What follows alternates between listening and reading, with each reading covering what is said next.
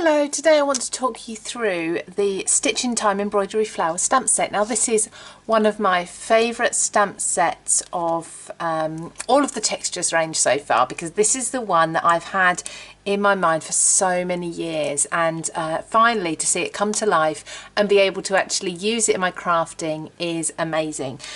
So there's a couple of different ways that you can use these to get the look of embroidery or hand stitching. So I'm going to show you both ways on one project quickly. Let's first of all have a look at the stamp set. So what we've got is duplicates of each of the designs here. Now obviously mine is very used, some of the stamps are on top of the images and some underneath while I'm using it, but you can see we've got pairs of designs here. Now within each pair we've got a solid image and then more of an outline or sketchy image. The idea is that you're going to lay down your base colour and then stamp over the top in a darker colour, and this sketchy line drawing image or shape for each design is going to add in what would be the shading. If you were doing embroidery, you'd have the lines of shadows between each of the threads, so it looks like real embroidery. So I'm going to show you that way first, but you can also stamp just with the sketchy line designs as well. If you want more of a broken embroidery or a looser, not quite so full stitched look, so more like a hand stitched look there. So I'm going to show you both designs. Now my favourite inks for doing this with are chalk inks and distress oxides. They hold their colour really well. You can layer up the colours very well as well. You get a really nice creamy texture to them and lots of coverage. The colours are always very vivid and very bold. We're not worrying about blending here, we're just looking for nice solid vivid colours and detail. What I tend to do is I choose my colours before I start a project, and I've got lots and lots of colours of these ink pads, and I like to pair them up where I can. So I take a lighter and a darker shade of two colours. So I've got a couple of greens here, I've got a couple of purpley colours there, each with a light and a dark. I've got a teal here, and then some of my favourite colours to just do embroidery with, and these are not a pair, but for single stamping, single layer stamping, I love these two colours as well. And then I've got all of my options of my distress oxides here also, in case I want to use those just for variation. Now I tend to start with the florals and then do the foliage mostly afterwards. So let's start first of all with this large flower at the top, one of the largest that we've got here. So I'm going to peel off the solid stamp here, and I prefer not to use a stamping platform. I prefer to do it by eye, because you'll need to move the stamp around to fit the first layer. So for this reason I find just an acrylic block is much easier. So let's go with this teal. So I'm going to lay down my first layer, which is a pale teal colour, and this is using it's like a memento, a cat, or some people call them cat's eyes or Versa Magic. There's a few different names for these stamps here, but it's a creamy chalky consistency. Takes a bit longer to dry, but that's fine. And I've got down here, I've masked off an area in an S shape, so I'm going to keep that stuck down with a little bit of stencil glue, and I'm going to stamp directly over the top. Now my masking there, for those who are wondering, is done with just copy paper. That way I do get no sort of ridges to have to stamp over. So there's the first design. Now I'm going to take a wet wipe and I'm just going to clean this. If you have a particular stamp cleaner you can use that, but because I'm always using different colours I like to clean them straight away. Then I'm going to take the next layer from this design, and this is the one that has more detail in it. I'm going to pop this, before I actually put it on my block, I'm going to have a look. Because it's not a perfectly symmetrical design, what you'll need to do is just have a look around and see if you can position your stamp over your previously stamped image there in the right place. You may need to rotate it a few times to get that correctly. And then I say it's a good idea to then hold your stamp block at a right angle and pick your stamp up. So you know once you've inked that, all you need to do is flip it over and it will be the right position. So I'm now going to take my darker shade of the two that I've chosen. So this is a darker teal colour. And with this one, I prefer not to add too much ink. So I want a nice even coverage, but I don't want to squelch it into and make it really sort of run into the detail of the stamp there. So again, I'm going to flip that over as I just talked about, and I'm just going to reposition this stamp. Now this is where I usually prefer to bring my head over the top of my stamp and make sure I am seeing exactly where I'm going, but you don't need to see that. So I'll do it from an angle. Just press that down again, and there we go. So then we've got like an embroidery stroke stitched look. Now we can also do this just with the stitched stamp. So let's have a look at one of those. I've got a nice one here. This is one of my favourites to do without the base colour on. So this is on the stamp set, this one here. Okay, so just the lines. So I'm going to take this dusky rose colour. I really like this colour, particularly for this stamp. And I'm going to come over and stamp this just here. So this is without the base colour. This is a much quicker way of creating these embroidery flowers, but as you can see, you've got all the gaps in there, so it looks as if you've just done some hand stitching. So I'm going to work my way around with these stamps, covering this S entirely, and then we'll reveal to have a look at the finished result.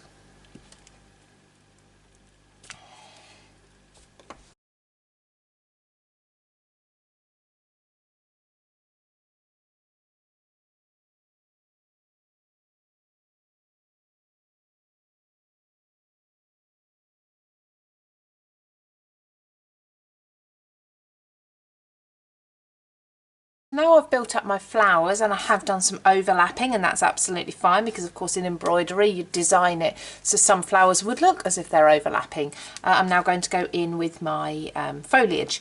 So what I do like to do is with the foliage is do the longer pieces first and work down to the smaller pieces. So I want my entire design to look as if it's flowing from this top corner down to the bottom. I've already got one piece of foliage here, so I need another piece to come out this way. And I've got this long stem, but you don't have to, of course, stamp the entire piece. I think if I just lay this over and have a look, I think I just need to do the first 4 leaves there on this stem. So I'm just going to ink those first 4 pieces roughly in my lighter green and stamp those coming out from these flowers here. Give that a wipe, and then repeat that with the stitched, the more scribbled lines as such on the first 4 leaves, because they will lay over absolutely perfectly. Just here.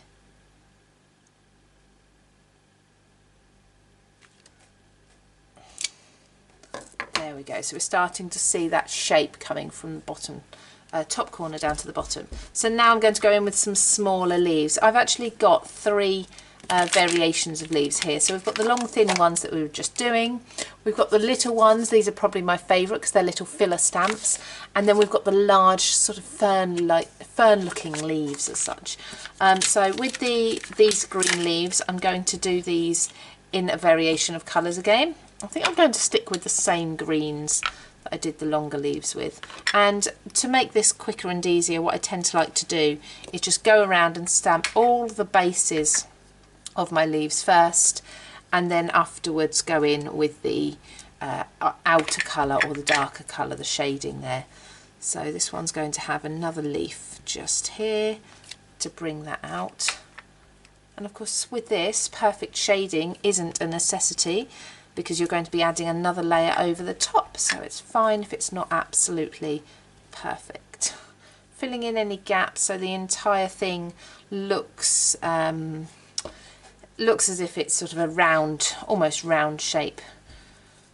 And you can of course part stamp, so I'm just going to ink the top half of my leaf there. I might do a little bit more than half there, and stamp that one there at the top, and then again do very similar at the bottom here, and this can come out there. So then taking my darker colour, and I'm now going to go over all of those designs with the shading, the texture for the embroidery stamp here as well.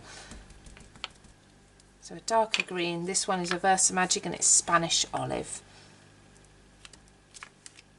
just over the top, and you see how that really brings it to life. It just adds in all of the shading and texture of what would be the threads if this was actual embroidery stamping. And by using a nice dark colour as well, we can go directly over other stamping and make it really look like layered threads there. So now just moving on to my part stamps. So I've got one here, got another half at the bottom here,